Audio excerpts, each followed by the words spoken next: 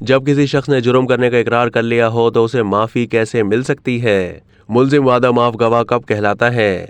वादा माफ गवाह या सहूलतकार? भुट्टो किस तरह तख्तादार तक पहुंचाए गए थे?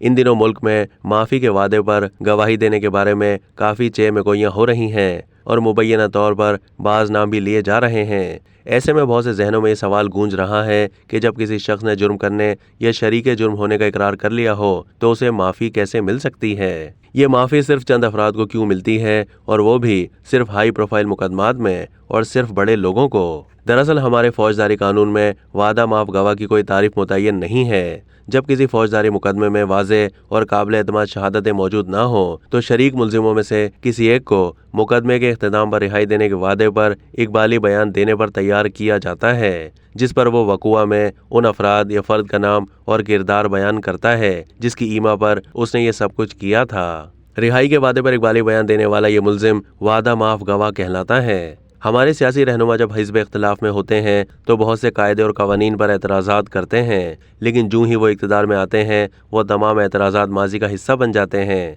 चुनांचे आज भी हमारा कानून, यानी जिसका बेशतर हिस्सा अंग्रेज़ों के बनाए हुए कवानीन पर मुश्तमिल है, इस इस्तिग़ासे को ये सहूलत देता है कि वो अपने मुकदमे के असल मुल्जिम के खिलाफ जुर्म साबित करने के लिए किसी दूसरे मुल्जिम या मुल्जिमान को वादा माफ गवाह बनाकर उनकी असल मुल्जिम या मुल्जिमान के जुर्म में एआनत की उनके इकबाली बयानात के जरिए तस्दीक कराए और उसकी बुनियाद पर असल मुल्जिम को कैफर किरदार तक पहुँचाने की राह हमवार कर दे।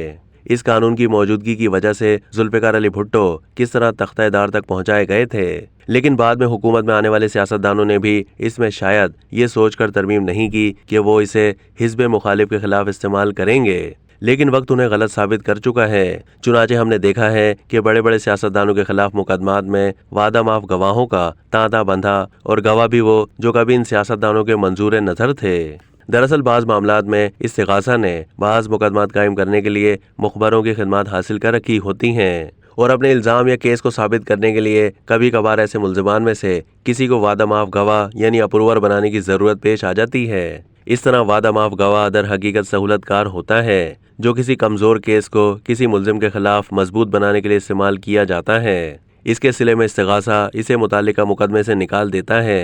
तहम ये अदालत की सवाबदीद है कि वो वादा माफ गवाह को, जो दर हकीकत मुतालिका मुकदमे में मुल्जिम या शरीक मुल्जिम होता है, इस्तिग़ासा की जानिब से उसके साथ किए गए वादे के मुताबिक एतराफ़ जुर्म के बावजूद मुकदमे से निकाल दे या उसके एतराफ़ जुर्म की बुनियाद पर उसे सज़ा सुना दे। इस तरह वादा माफ गवाह का मुस्तकबिल मुतालिका ट्रायल कोर्ट के रहमो करम पर होता है। अब तक के लिए इतना ही। मज़ीद मालूमात के लिए डेली जंग के यूट्यूब चैनल को सब्सक्राइब कीजिए।